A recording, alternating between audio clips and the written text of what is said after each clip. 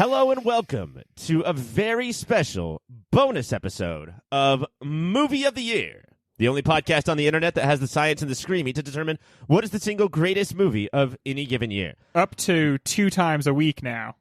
This is, that's so much movie of the year of the bi-weekly. It's a lot of just the movie part. Yeah, seriously. And we were getting nervous because our podcast for the regular 1975 season, which is going extremely well, Greg, what did you say? Oh, yeah, we're killing it. We're killing it. Those episodes were only like 90 minutes to 2 hours. Yeah. And is that enough of us in any given week? From what I'm getting from my wife, almost. Probably not enough, but almost. So what we're going to do is we're going to do the regular season, which is the 8 movies that made the bracket, but we're actually going to spill over into like a full summer-long bonus shows, shorter shows, much shorter, of the other movies of 1975 that didn't make the bracket. Why? Like, why does 1975 need this? That's such a great question, Ryan. I think what we realized is that we weren't alive in 75. It's hard for people to imagine that two elder statesmen like you and I, that you could even conceive of a year where we weren't alive. But any year that starts at 19, yeah, we were there. Figure we were there. But we weren't alive, and so we didn't have like the feel for it. And so independently, without even consulting one another, which is not how we do anything, the three of us just started watching 75 movies, and it became apparent that like our format is not sufficient to cover 75 if we don't have enough of like the background on it. And so we just thought we need to do a bunch of shows about the movies of 75 because there are so many that are so worthy of at least talking about. Yeah, maybe not on the bracket. No. Not every movie can have the most incredible honor in Hollywood of getting onto the bracket, but at least their own show, that's a pretty big honor, I'd say.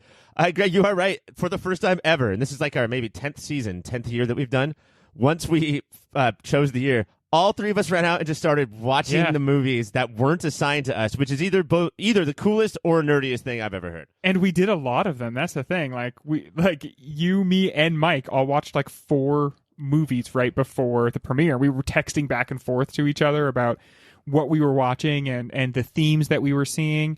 And I find there is a lot of conversation between the movies of 75, and because of that, I think you can't talk about 75 without talking about Day of the Locust, not because it was a huge 75 movie, but because it is talking about all the things that the movies of 75, that other movies of 75 are also talking about.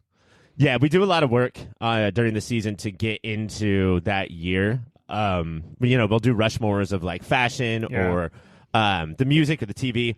And that does help, but it's really hard to get into the movie world of any given year other than like watching the movies. That really helps a lot. 8 isn't that many when it comes down to the course of an entire year. So just tonight we are doing Day of the Locust, as you can see by the title of this episode. And yeah, what a fucking banger to start off with. Not just about the themes that 1975 cares about, but also the style of filmmaking, which we're going to get into a lot. This movie is fucking nuts. Yeah, it seems like it wants to harken back to old school Hollywood in the visuals, and not just like how the characters look or where it's set, but like literally the like smeared Vaseline soft focus lens, the ADR, the Foley and the ADR. The sound in this is crazy. No matter where the people are, it sounds like everyone's standing in a little booth talking into a microphone, because clearly that's how they did most of the dialogue. And I can't believe on some of these, this goes for a lot of 75 movies, even like all-time classics, the remastered kind of thing, it almost always just works with picture. I can't believe how much better they can make this shitty-ass picture, and the sound just sort of stays the same as like, and that's the sound effect for everything. Is the 70s, and I mean, I'll speak for just 75 because that's what I've been studying, like I'm in grad school or something, but the 70s had their own like special effects that everybody accepted as normal, and we have moved off that style. For instance, I just finished watching Jaws. Blood had a certain hue in the movies of the 70s, and it was like very fun. It was like a fun thing. Yeah. Like, let's like see people get ripped open and all this cool blood will shoot out of them. And now I think there's like a more grim realism to the blood in our movies, and so it's like less fun to see. I've never heard about some sort of like I don't know, a Warren Commission or something where they came down really hard on blood in the mid 70s. But yeah, this mutual decision by I watched Dolomite just before the season started. And it's just bright, shiny, happy red paint that flies out of everybody. Yeah, there's really no other way to like, there's nothing else you can say about the shade other than it is cheery. It is like a fun shade of red. And it makes me want to party. I do think that says something about the 70s. I mean, think of how many movies that we're going to be talking about for 75 that are some sort of blood sport. You know, the fun and the carnivalesque atmosphere of violence and gore was never more alive than it was in 75. And we are definitely going to get to the blood sport of this movie. But before we do, I just want to ask in general. This is a movie that we both read the book it was based on, the book that came out 35 years. This was not necessarily a hot commodity at the time. Overall, before we dive into it, what do you think of The Day of the Locust? It's a hard watch because it is distasteful in almost every way a movie can be, but it is edifying in its own way. It's like perverse and twisted, and I think it's an early look at early Hollywood being that way, and I see how the roots of many movies we like are planted deeply within this movie, but it's not fun to watch, and it's not like enjoyable. There's a lot of times where the movie goes out of its way to be very aggravating and annoying, and it succeeds at that. So it uses every annoying tool in the toolbox. Yes. Like whether it's sound or bright lights or whatever child. it can do. Yeah. The most annoying of all. Before we dive into it, I think this movie was definitely worth watching. Yes. And there are moments of sheer brilliance and terror, and sometimes at the same time. Ultimately, I think that it has this thing that a lot of adaptations of novels do where there's not flow. There's no structural flow from scene to scene or even segment to segment or even act to act, because books can get away with a lot of different things, but also when you're adapting a screen or a novel into a screenplay, you're just tearing shit out. Yeah, and sometimes you just don't you forget that that was an important transitional piece from scene A to scene B. It would take you. This is one of those movies that's almost like a companion to the book. Like, right. You've read the book, so you know why there's no connective tissue between the last scene and this one. But the book itself, if you just sat down and read it, it would take you like 7 hours to read. This movie clocks in at around 2 hours, so that's a lot left on the cutting room floor, Not that that's exactly how it translates, but when you're like taking out whole chunks of dialogue from the book, it really, you end up losing so much of it. And I did do the classic Greg thing of flipping through the book. Hell yeah. I didn't sit down and read it, but I've read chunks of it, Mm-hmm. And I cannot believe how much some of this is just torn full cloth from the book. They did use the book as a screenplay for a lot of it. And there was clearly some stuff that they just liked too much to get rid of. That probably, for sure. Yeah, that was a little bit of a waste of time. But my main interest in this movie is why in 1975 pluck this story from 1939? Where is the resonance? Where's the 1975-ness? And when you start looking at it, it's because this is a very 1975 story that has very 1975 themes running through it. I think thematically you're right. I think there's also business reasons why, which we are going to get to in 1 second after this break. Hey guys, thank you so much for listening so far. And let me just tell you that everything ahead of this commercial is much better than what came before it. That's my guarantee. While I have you here, let me tell you about a website. It's called yourpopfilter.com, and it's everything you need that's related to Pop Filter. Everything Mike, everything Ryan, everything Greg, everything Cassie, everything is there at yourpopfilter.com. While you're there, go to yourpopfilter.com/Amazon. Make that your new Amazon bookmark and do your shopping from there. That way, we get a little piece of the action, and Amazon doesn't.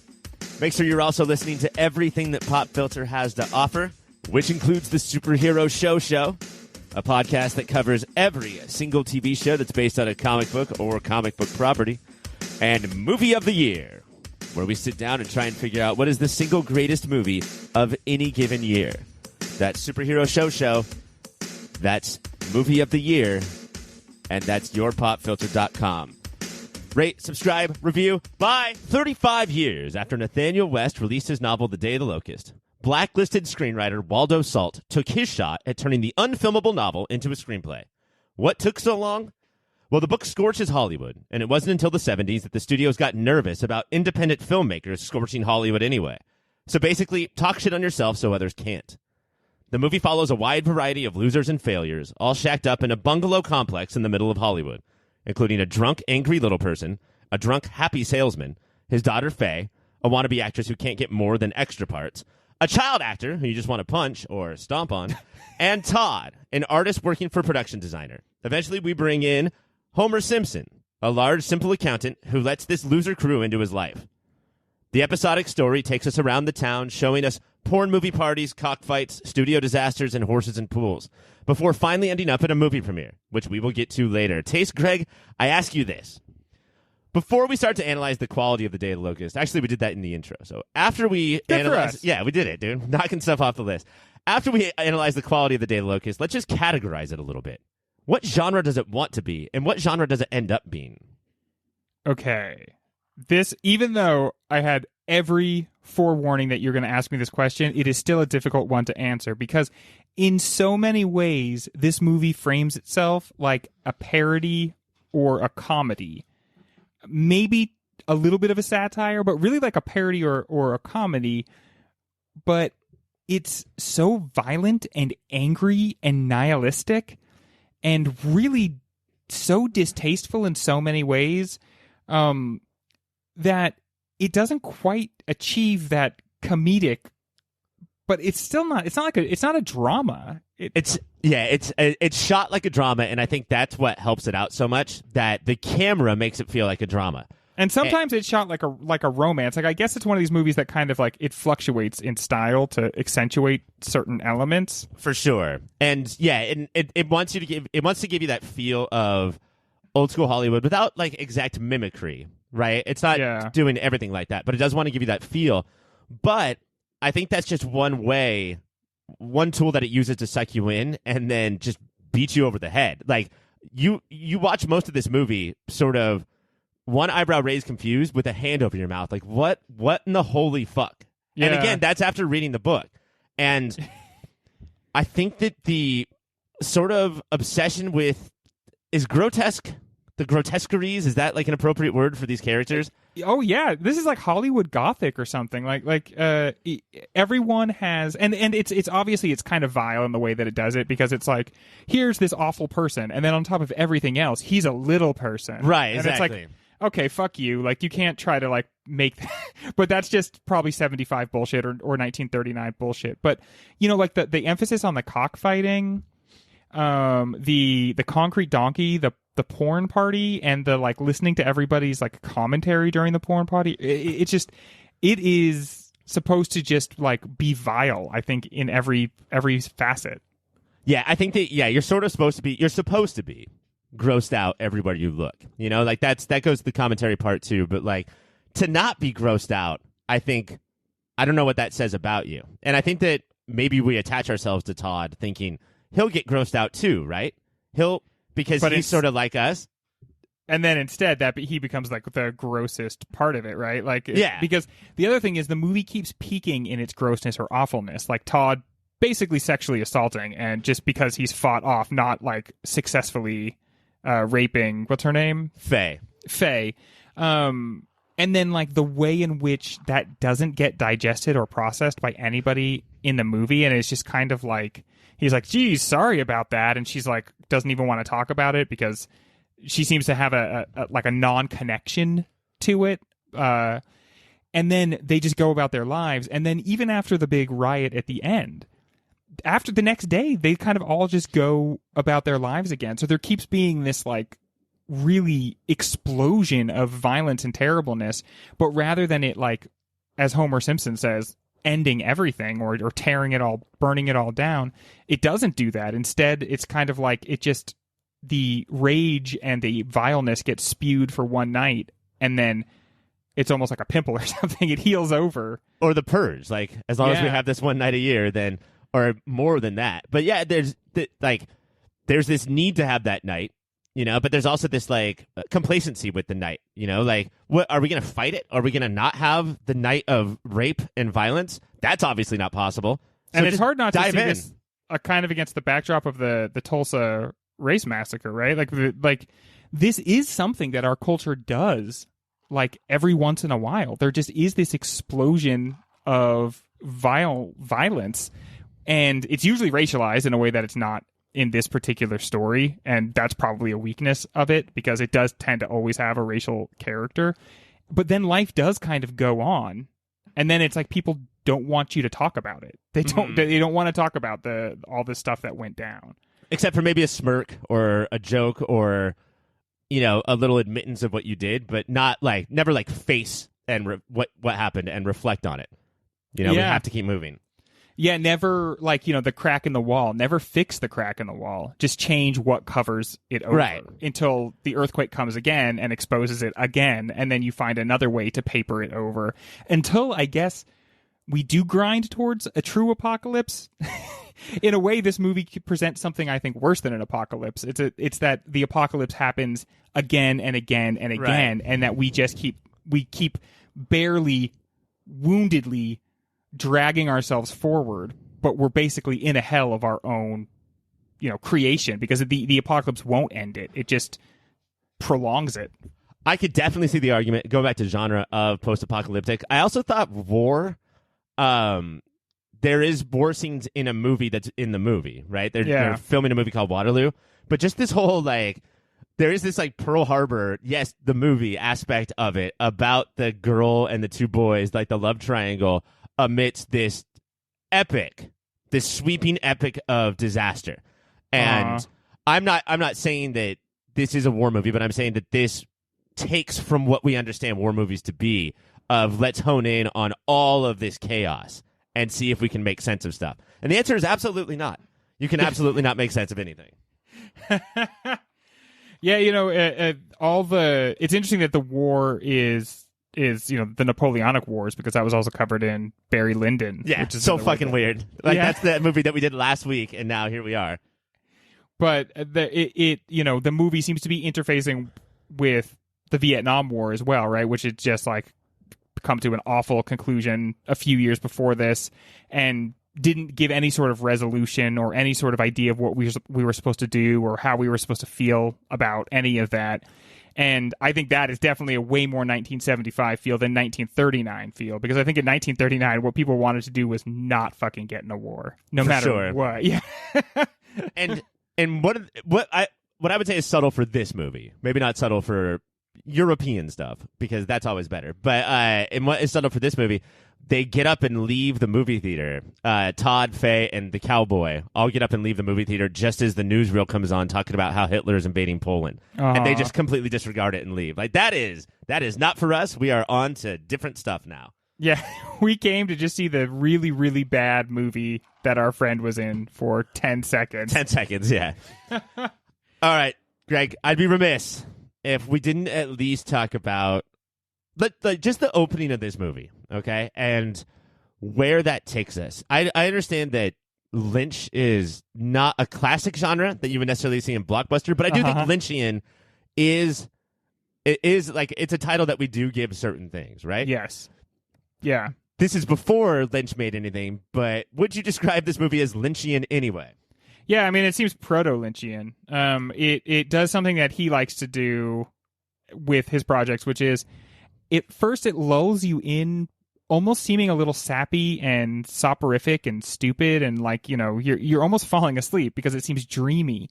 And like, then like 50s bullshit. Like, all of the good stuff is taken out, so we just have vanilla. Yeah. And then that becomes like so horrible in its own way.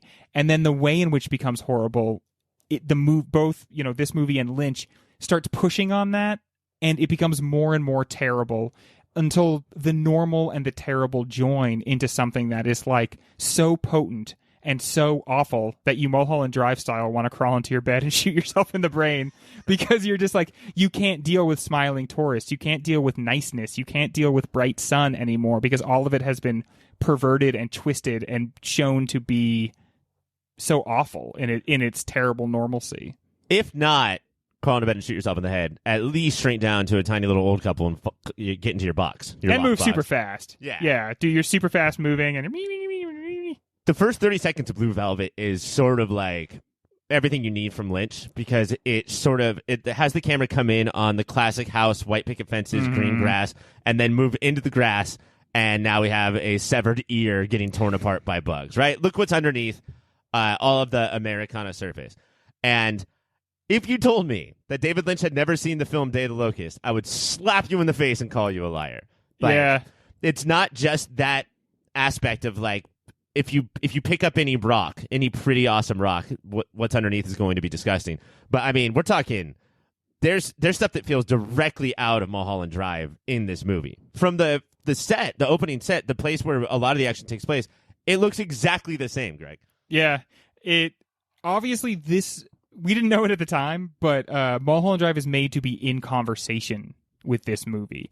Lynch picks it up and goes a lot of different places with it, but I think he would say, yeah, I wanted you to see Day of the Locust in my movie. That's why I used the San Bernardino Arms, which I think is a suite of offices on the on a lot, but it really does look like a tiny apartment complex. And that's why I did the same gauzy 1950s effects on my leading lady. So I think that he would, obviously own up to it. And then I do think he takes it to new, exciting places, yes. Lynch does. But, like, this movie gave us Mulholland Drive, which is probably, Mulholland Drive might be the most important movie in, like, this podcast's history. Yeah, I definitely think that, especially a non-Miyazaki movie, Mulholland Drive is it. And, yeah, I mean, Lynch goes a million different places, but there's so many seedlings here from, like, the little person at the center of it, just like Mulholland Drive, to the fucking random cowboy who shows up in the most inopportune and violent places. Like, I could see this movie putting so many seeds into Lynch's head. You know what Lynch did, though, that I really appreciate? He gave us still a very beautiful story at the center of all of it. I really do think there is a legit love story at the center of Mulholland Drive, and it goes bad, obviously. But there is a legitimate love story in there. At least where love did exist. Love once was, if not now. Whereas Day of the Locust... Like, I don't know what love is in Day of the Locust. I mean, this is like... Again, I think this is the most nihilistic movie we've seen. I think Come and See is like has more hope than this movie does, because at least Come and See, like, it's like, well, I will engage with the real world. This movie seems like it paints a picture of a world where we will do any violent thing not to deal with the repercussions of our violence. So it is a hyper-violent loop where we are just using violence to escape violence, which is very true. But I mean, I do think there is also beauty and love and some warmth in the world. And that is what Lynch captures so effectively, because he is himself a big, warm sweetie. He's also weird. He's also intense. He also has nihilistic tendencies. But at the core of all that is like a sweetheart that everybody loves because he's like a big baby boy. If Day of the Locust did offer something that seemed funny on purpose, like funny in their world, I do think that would have helped immensely. Like, I'm not saying that to have Todd and Faye end up together, that would have been actually terrible. He did attempt to rape her. But if there was something that we could hang our hats on as far as this is what hope looks like in this world, I think it would have helped a lot. That's just not there in this movie. Yeah, I mean, like the no good thing happens. There's like the child at the center of all of it, the one child, instead of being the hope and the bright future. Like, when you see another character stomp that child to death, you're just so glad you're not going to have to see that fucking kid anymore. And that darkness, as you can tell, does get inside you. I mean, you feel that. They make you hate that kid. They make you really feel a genuine dislike for that kid. Greg, I want to dive into everything that the kid stomping and the riots bring us. So let's take a break, and when we come back, let's talk about this ending. Hola, Filterinos. I just wanted to interrupt real briefly and say thank you for listening. Thank you for your support. If you want to support us a little more directly, you can go to patreon.com/yourpopfilter. There, depending on what tier you pick, $1 a month, $5 a month. If you're crazy, anything more than $5 a month, don't do that. You can get extra content. There's extra shows, extra series, behind-the-scenes stuff. You could pay for Ryan to draw you a picture. I can write you a poem. You can get the shirts off our very own backs. All of that and so much more over at patreon.com/yourpopfilter. While you're on the internet, you should check out Shady Monk. He does all the tunes you've been listening to. He's on Bandcamp, he's on Spotify, SoundCloud, wherever kids get their music these days that I'm too old to know. Shady Monk lives there. You can probably follow him on Twitter and Instagram as well. That's Shady Monk. Wherever you get music, check him out. Greg, let's just keep talking about the movie, man. Let's not do any of that bullshit that we always do. That Mike makes us always do? Yeah, fucking Mike, man. I just want to talk about movies. Dang. This season, we're going to be talking about the madness of crowds a lot. Like a lot. It's a 1975 thing. Even before the riot at the end of the movie, what is Day of the Locust trying to tell us about the mental stability of the masses? And Greg, why don't you look at that title of the book and movie real quick? The Day of the Locust? Yeah, because I would like that to make sense to me at some point. Well, I think it has to do with obviously plagues, right? Locust being one of the plagues, and that's like one of the worst things that can happen to you, getting beset with all these locusts. And I guess it also conjures the image of a crowd, right? Locusts are so awful in just their masses. And just charge through and leave nothing in their wake. They pick everything clean. And I think, early in the movie when they're at the stag house watching the porn, which I guess back then, like, you did, like, you all because porn was rare, so you all gathered together to hang out and watch porn. Real quick, though, like, before you move on from the porn party, you talked about the commentary, right? They are doing live MST3K, like, oh, I bet she's a lesbo, and oh, she doesn't shave down there, and stuff like that. She's flat-chested. Yeah, it's another one of these things where it's like the audio is so weird because it sounds like three people have microphones and everyone's leaning over just to like say something into them. And the things they're saying are really awful, and they all have their own things. Like, so there's one woman who just gives a terrible appraisal of everybody's appearance. There's a guy who just keeps saying, she really wants to be with daddy. Yep, see, she's going to end up with that. And it's like, bro, please stop. Just don't say daddy, and don't say anything else either. And honestly, it sounds like they're inventing podcasts. I don't know why that's a problem. But you know what the most offensive thing is, Ryan? Nobody makes a good call. Yeah, if that is true. If you are going to make a call when everyone's watching movies, that's fine. But, like, bring it. Don't just keep talking about daddy. Like, actually say something funny or interesting, or just siéntate. I wanted to... Yeah, like, the reasons why this scene is so gross is, I think, a bunchfold. I think that they are terrible people. I think that how rich they are and how probably not super into the movies, like being in the movies, the actors were, you know? I think that the time is part of it. I think that if this movie, if we were watching the Apatow actors do this, we wouldn't, they would probably be funnier, but like we wouldn't think that much of it. But like in the 30s, people, get your shit together. Yeah, and it's, I guess there's something always sort of unseemly about watching somebody else watch porn, because it just feels like it's supposed to be such a private, terrible secret thing that you do. And I think, honestly, that's why they all make these comments, because they need to be separated Absolutely. from how awkward it is. And they need to be separated even from the fact that, like, the movie does cause them to feel legitimate desire, which is what porn ultimately... That's how it dunks on us, right? Is that we see that it's so ridiculous and we see that it's bad, but then it does still titillate us. And so they're fighting that off. And I think this movie is about, obviously, not engaging with your bestial side and then just letting it suddenly come out for one good stomping. Well, fucking joke's on them, because the thing that titillates me is Statler and Waldorf level commentary at porn. So I totally got off watching this. All right, so we were trying to get to the crowds. I interrupted you. I apologize. Do you remember where you were? Oh yeah. Well, just so that's the first time, or one of the times, where you're like, okay, like when people are massed together in this, they're even kind of worse, and they're bringing out the worst in each other. And then you start seeing them crowds gathered like outside the studios, crowds gathered at premieres, and the crowd has this twin thing that you see in the porno as well, which is that. The porno crowd as well, which is they love the actors, they love the entertainment, but they're like, they've got bloodlust too. Oh, yeah. They like want to see these people fail. And that's so true, right? Like that is the relationship we have with our celebrities. We love them, but we want to pull them down off that pedestal, and we want to consume them. We want to, like the bacchanal, we want to pull them apart with our bare hands. and then move on down the road and find the next celebrity to first revere and love, and then finally pull down and destroy.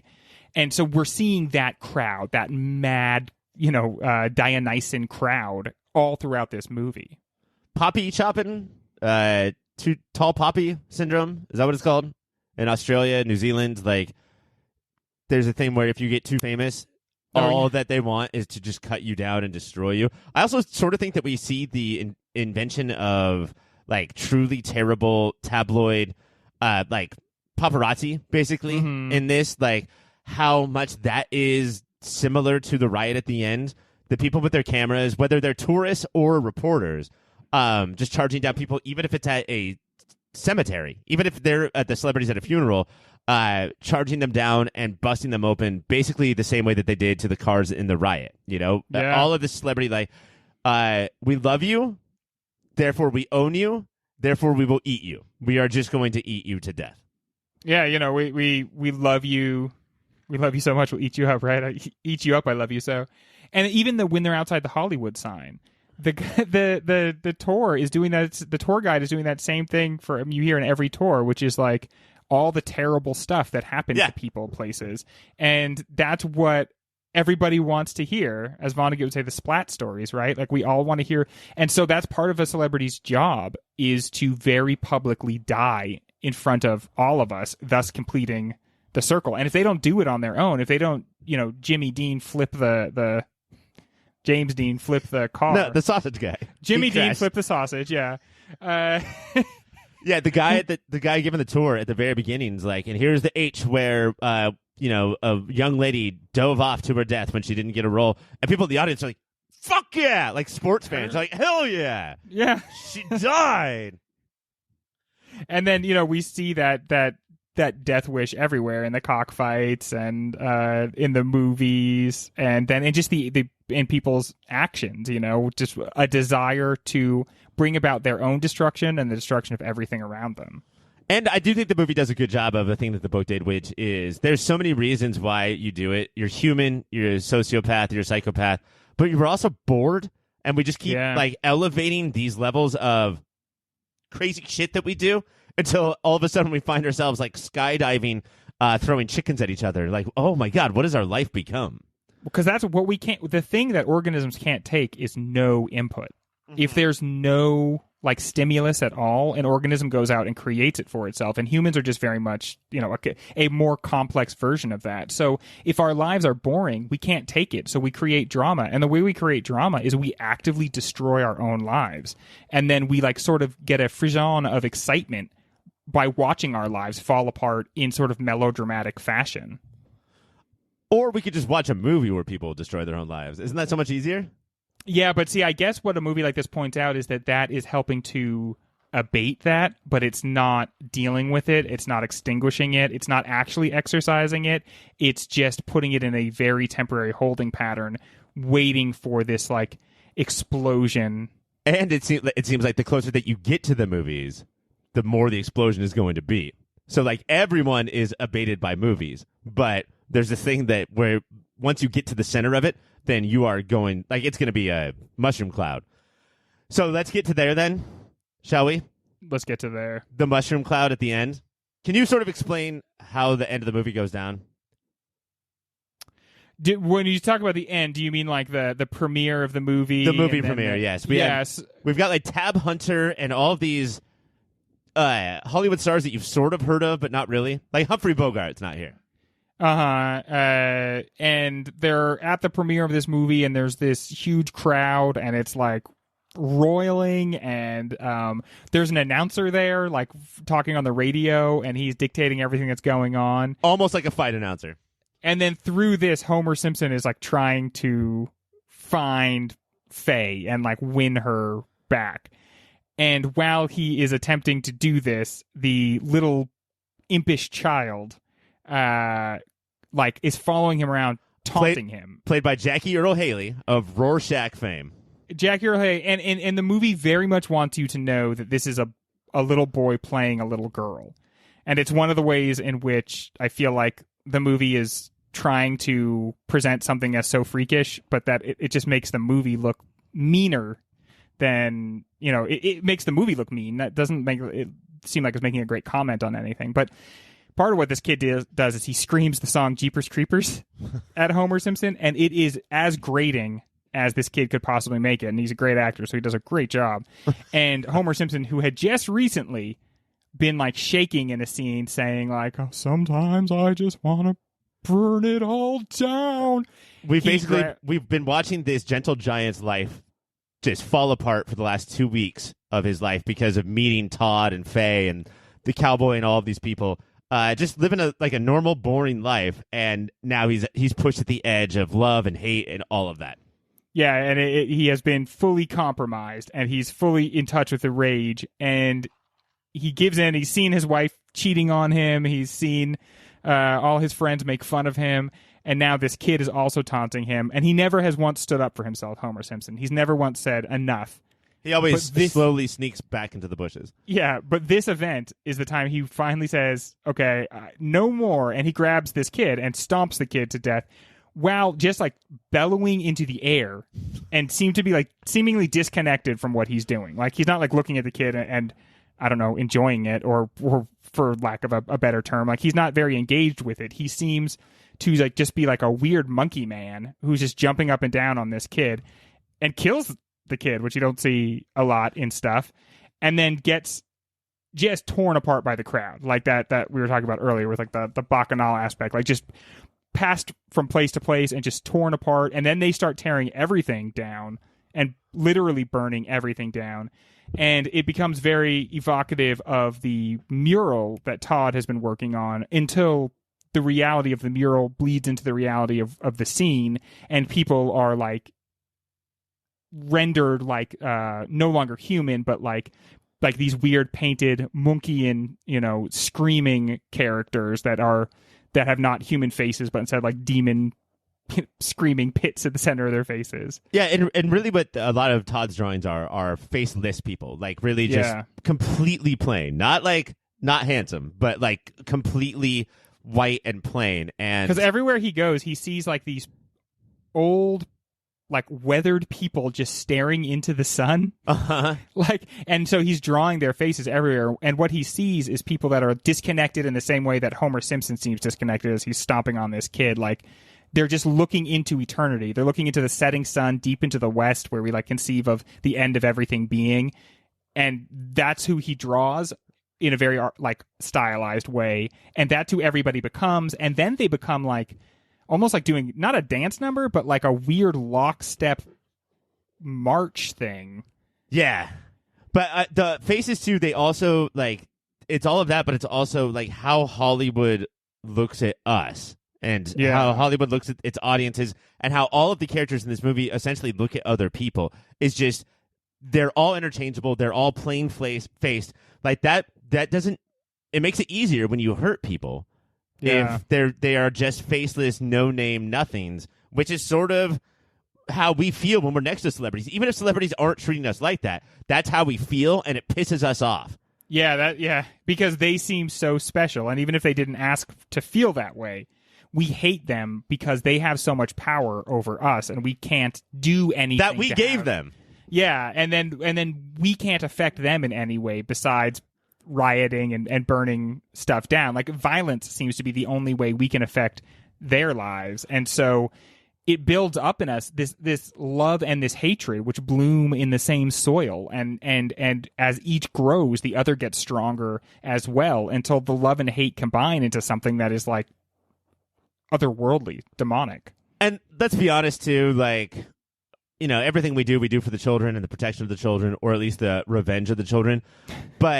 And what Homer Simpson did was not cool. I would say that that's not cool, to stomp an annoying kid to death. Oh, yeah. Thumbs down. But we were looking at a mob who was looking for a reason to go off. Like, it's not like, all right, well, no children got stomped on, so let's just go home. They were at their peak point and ready to fucking charge over anything.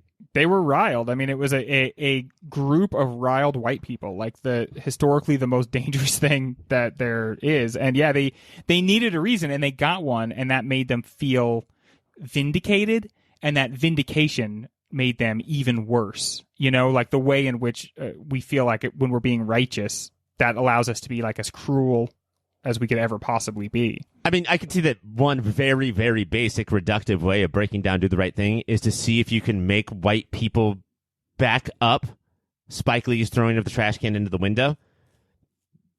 And that's not here, I don't think. You know, like we do get to this point, but I don't think the movie does it. My wife watched this movie with me, and she every time Homer Simpson was in a scene, she was like, "Who's he gonna kill?" I was just like, "Shut up, shut the fuck up." But do you think that they did a good job of at least making this seem? Not that you're rooting for Homer Simpson to kill a child. That is not what I'm saying. But to make at least that part flow from point A to B to C, as far as the plight of Homer Simpson. Like, does it give the movie more continuity?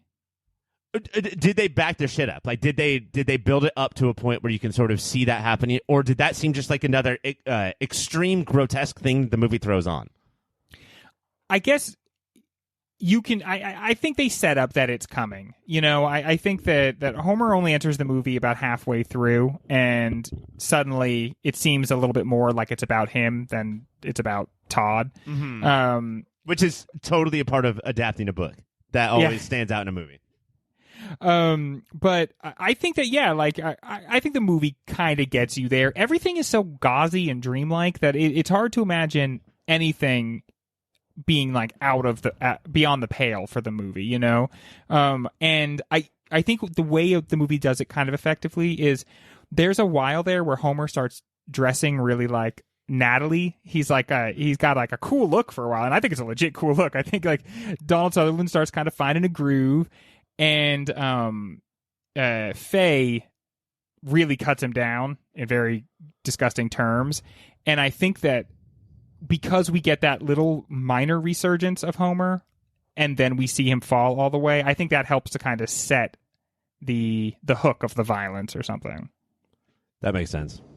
Yeah, but I mean, I think that it is a little bit rushed, and I think that if we didn't have his speech, then it would be super out of nowhere. But that speech kind of, and because of the way the movie shows Hollywood corrupting everything, you just expect if you see a nice guy, you're like, wait a minute, is this guy okay? Yeah. You're like, no, this is going to be the one who's the worst of all, I'm sure. Yeah, I guess I'm sort of worried about that same thing, and I get worried about things seeming like justification for incels. Like, hey guys, if you're also treated like Homer Simpson in this movie, not from the cartoon, because he's, as Grimy said, Homer Simpson from the cartoon has a really great life, but this one does not. This does not give you the right to like stomp a child just because you're like Homer Simpson. And as odd as this is to say, because it should probably go without saying, but like this isn't delivered Joker style where he looks cool when he does it. Like, no. It's not cool rage. It's like what rage really looks like, which is screaming and crying and snot coming out of your nose. And as you said earlier, like, yeah, it's the I'm not in my head right now. You know, like it's blank eyes, and he's just like jumping in a very non-cool way. This is not shot like that. Yeah, there's nothing redeeming about this child murder. All right, Greg, we're going to take one more break, and then we're going to discuss art versus artifice. Well, that is very, very funny, or very sad, and perhaps now you have something to think about, or very problematic, and perhaps we have something to think about. But in any event, I'm sure you have some reaction to what you're listening to, so why not check us out on the social media? You can go to Instagram or Twitter and find us at YourPopFilter. Email contacts@YourPopFilter. Hey, everybody, keep watching them movies. What, if anything, is the movie trying to say about art versus artifice? What does it feel about the movie industry and the movies themselves? Is this a pro-movie? I think this is probably an anti-movie. I don't see a lot of movie magic in this one. You know, everything is cutting corners. Everything is risk. The opening scene of everybody like getting in place for this shot of like what is a royal entrance, obviously, and the way all the extras are being like screamed at, and the way they're all obviously kind of like vapid and disconnected. It's clear that like everything is so polluted and so far from being an imitation of life. Like, we accept that art is not life, but it's an imitation of life. But this movie really makes the point that Hollywood is just an imitation of art, that it's art about art about art. And honestly, as I watch modern movies, the bad ones are that times like 10. You know, it's like a copy of a copy of a copy of a copy of a copy, so that it is nothing in it relates back to real life. And I think that's a lot of what this movie is about, is that we are not looking to Hollywood to tell us stories that help us make sense of our lives. We're looking to Hollywood to tell us stories that help us completely forget the reality of our lives. And so I can go to Hollywood for big budget musicals, like In the Heights, or I can go to independent movies to like really sink in. But when the two cross over, it is kind of weird. It is kind of like, I don't know, they're crossing each other out in a way that is perplexing. The other thing too is that the other thing that I think the movie nails about the Hollywood like sort of caste system and is, I will, if you're asking for a nickel raise, I will spend 10 cents on a bullet to shoot you. Like that whole thing of like how power works is we have to save every penny so that I can put a horse in my pool for no reason, so that we can open up $1,000 a bottle of champagne and like just leave it open on the table or pour it on each other and not even care. Like we will do whatever it takes in order to save money over here to not give it to these people so that it's ours. And it's not about making more movies or, you know, having more profit. It's just about this. We've developed this sort of like, I don't know, slave system where maybe this will work out for us, you know? Yeah, it's interesting. It reminds me of just this week, Chipotle announced like, okay, well, since minimum wage is going to be $15 an hour, guess what, everybody? Burritos are going to be 4% more now. And it's like, bitch, okay, we'll pay 4% more for a burrito if that means people can have a living fucking wage. You're so in the mindset of that you have to have like blood money for everything that you think that's crazy, but we don't care. We want people to be comfortable. Also, I love the idea of having tone in press releases. Just come out and give us the facts, but they're like, I'm sorry, we have to do this. I'm sorry, Chipotle fans. We have to raise it 4%. Like, it's fine. It's fine. We don't care. You're the same company charging me like 50 cents extra to get guac. Like, you're going to be okay, everybody. According to Chipotle, avocados are worth more than hand grenades. Like, avocados are one of the most expensive things that have ever been Certainly created. More than the lives of their employees. Everything that we look at, everything that we see in this movie is sort of gross on the flip side. And I do think that's the case for the movie itself. I do think that the first half of the movie is LA sort of looks cool. I want to go there. It looks bright. It's the Mulholland Drive thing. It's like so bright and it looks so clear and so beautiful. I don't know if this movie has an exact moment where things go to shit, or if it's more of like a natural, organic arc. But the back half of this movie, everything is disgusting, and I really like that idea. I don't know if it's done the best in this movie, but I like that idea of just exploring that. You guys think that, and it's done in the movies, you guys think that Waterloo, the Napoleon biopic, looks great, but here's what it looks like to actually film it. Yeah. It looks like shit, and it's really dangerous. Like, we're putting people in danger all the time. So even the movies themselves are on trial here. Well, you know, they do. This is a weird thing, but like, as consumers, we always think of like these pampered Hollywood elites. But on the sets of movies, actors are treated like absolute cattle. Like, you know, I remember the story I heard about Titanic, and they couldn't. I was just going to say Titanic, yeah. Yeah, they couldn't make the water warm because then it would steam up. So they're just like stand in cold water for 8 hours a day. Like, is that glamour? Is that the life that like we think of like these actors leading? No, because we hate them, because we love them. And so we never think that their lives are absolute shit. And then we make their lives absolute shit. It's a pretty good argument that the movie's making, because if I'm like, hey, Day the Locust, I hate you. And then the movie's like, so that means you love me, right? That was the message. Actually, you hate the bad thing, and I'm just commenting on that. So. But even with that, it makes itself so distasteful that it's really... I don't think Nathaniel West or the makers of this movie wanted us to feel that good about anything. Yeah. So if anybody likes it, that's when you failed. Yeah. All right, Greg, let's hand out some awards. This movie was nominated for 2 Oscars. It won 0. Tonight, it's going to win 5. Woo! Let's start with this one. Most Hollywood moment. For most Hollywood moment, I went with that screaming at the extras in the very beginning of the movie. I think most people would love to just be like an extra in a movie and just have that, just be on set and just see what's there. And because of that, because that's kind of true, they will just treat you so poorly. But again, this goes back to the caste system. It's because they can. It's not just about how it's more affordable to treat you like shit. We want to, and so we will. A lot of people are drawn to Hollywood because there's so much money and power there that you get to treat people like garbage. That's what they want out of the situation. They want to abuse people. You ever been an extra on a movie? I have not been an extra on a movie. I am not interested in the trappings of fame, nor would I ever want a camera to capture my visage. That's true. In fact, a lot of people have made the argument that I'm not famous because your uninterest in fame has held me back. Yeah, I think that it's kind of eclipsed you as well. Sorry.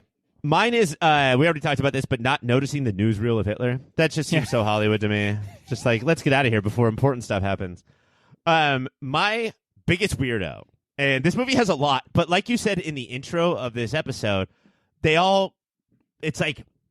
have this thing that the author thought was weird, like being a little person, and then we had to add to that. And so that makes it feel weird. I'm going to say the cowboy. I think that his interactions with everyone are wrong. Every single time he has a conversation, he's fucking fucked up in the brain. He's an extra on cowboy set that dresses like a cowboy all day, every day. Yeah, there is this weird Hollywood thing about having a character that doesn't quite seem human who is a cowboy. And it's I guess it's because cowboys are such a creepy, really cultural image that when the more you think about them, the more distasteful they are. But that certainly is a weird guy. Mine is just Faye's dad.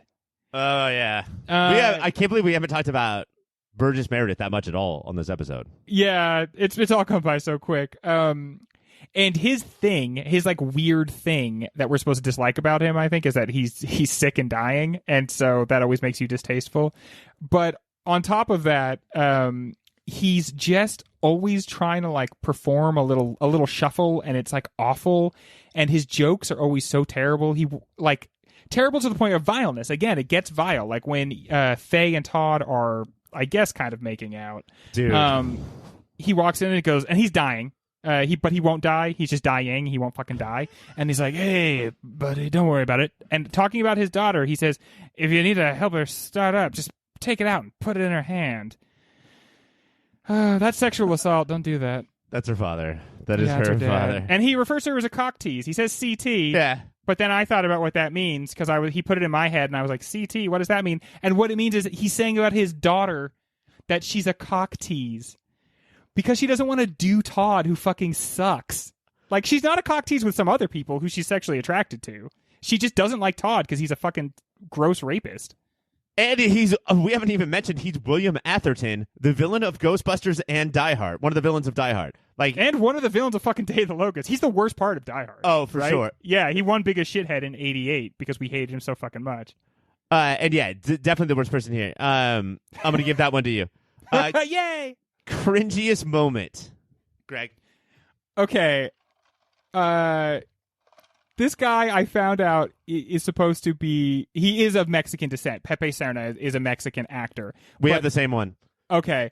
But clearly, and I don't know what they said to Pepe Serna or what he knows he is supposed to deliver on the set of a movie, but this guy does a Mexican accent that I was embarrassed to hear. It is like Speedy Gonzalez's racist cousin. And again, I looked racist against Mexicans. Yeah, racist against Mexicans. Yeah, the type of Mexican that's racist against Mexicans. Which, if you've run into, those guys are really racist. Not to stereotype, but it's honestly the first line out of his mouth. I texted you. I don't think I'm supposed to be listening to this guy talk. It's really, it makes your skin crawl. Okay, so mine's close. Mine's the camera work on the Mexican guy because this movie is full of terrible pieces of shit. This guy his piece of shit thing is that he's Mexican. That's sort of it. Yeah. He gets a lot of shit for hooking up with the cowboy's girl. but they weren't together. So she's nobody's girl at that point. Yeah. Like, she's made that so clear. He's kind of a good dancer. He drinks a lot of tequila. I'm not sure. He's the hottest guy in the movie by far. Yeah, I'm not sure what the issue is, but the way that they film him is this sweaty, swarthy, tiny mustache, disgusting. Like, it'll close in on his mouth and then his gold tooth, and then his gold tooth will pull out revolvers and start shooting them in the air. Like, this is racist filmmaking just by us. That's how we're othering him, is like, look at how I'm filming him. And I really feel like it's supposed to be like, no, wait, though. It's like a commentary on that, because Hollywood actually has a pretty bad... And it's like, no, it's not. Bro, Dude. no. This is brownface. Like, this Yeah. dude is offending everybody. All right. Next one is director's signature. I'm going to take this one first. I'm going to say Shooting L.A. We talked about how we didn't talk about on this show, but on a break, we talked about this guy's other movies are Marathon Man and Midnight Cowboy. And so I hesitate to say, but I think this guy's really good at turning cities into characters. And I think that this is one of the premier Los Angeles movies. Like, if you're super into LA, not just like the culture or the themes of what, like, how LA was built, but like, what does it look like and how does it look cool? I think you have to watch this. Unfortunately, that's probably not him. Cinematography won or got an Oscar nomination, and I do think that it's somebody else who did this, but I do think his thing of making sure that we pay attention to the city is very important to this guy, who is Schlesinger, I want to say.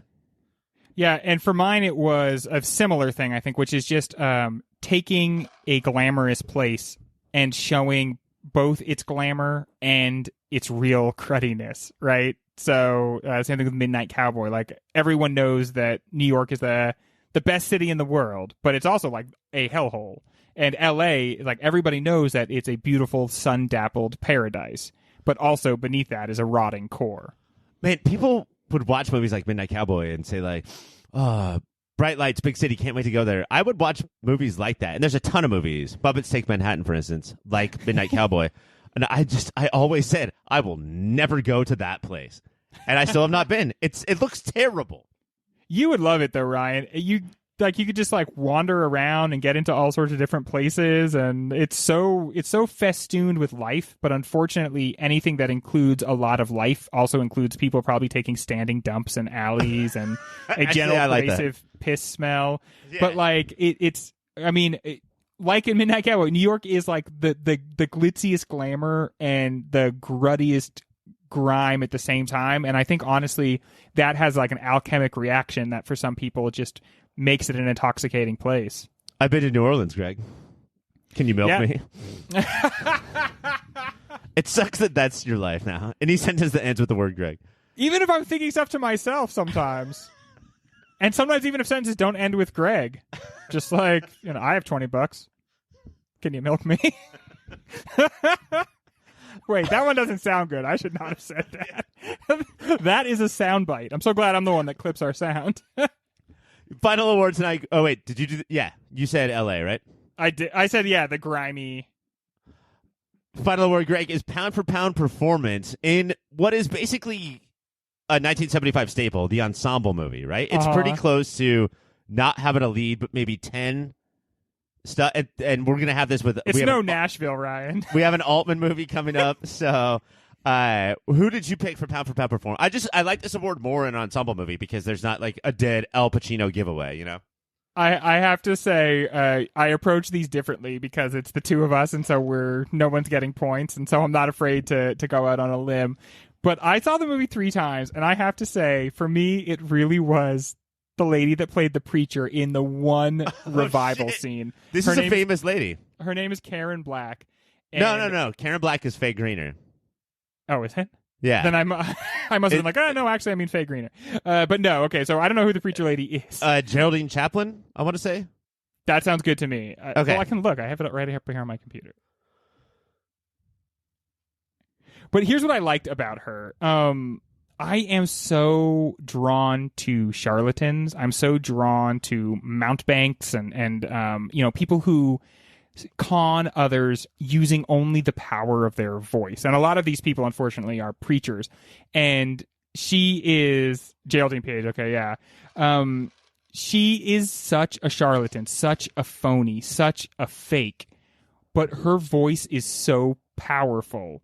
And I was just transported. I mean, I love listening to preachers talk because they do something that engages people.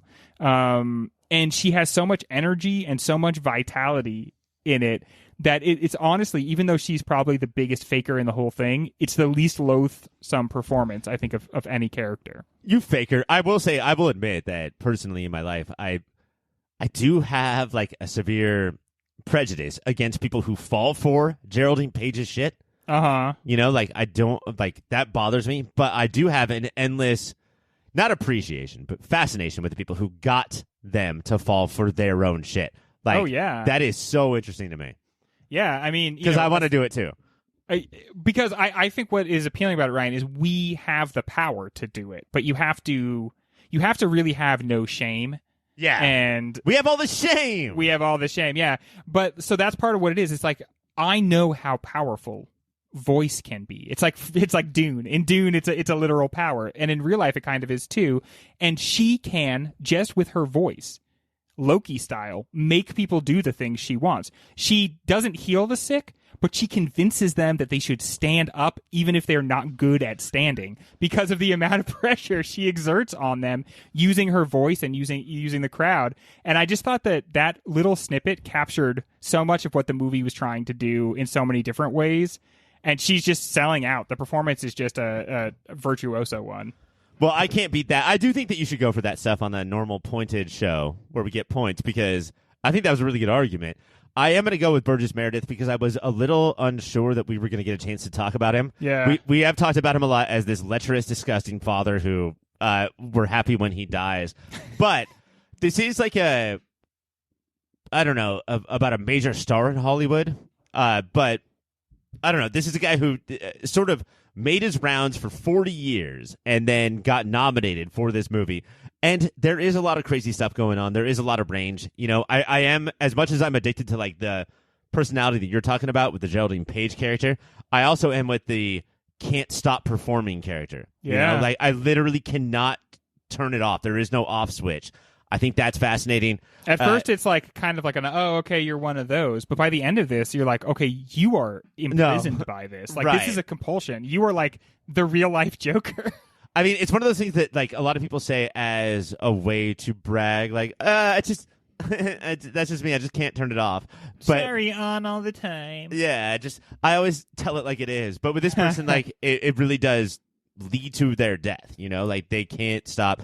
And sort of spanning the entire era of Hollywood up to that point. Like, this is somebody who had stories about every single second of Hollywood. And even beyond that, really, because when he's selling his like universal solvent, that kind of takes him back to like the Wild West, like, medicine man or snake oil salesman. And then even going back beyond that, the Mountebank is a character from like Venetian drama and like in Shakespearean drama. So like, he like kind of encompasses how charlatanism and entertainment and salesmanship are all intermixed, and not just in Hollywood, but in like the history of entertainment and the history of performance. If not the same, then the middle of that Venn diagram is basically the same. It's basically the same.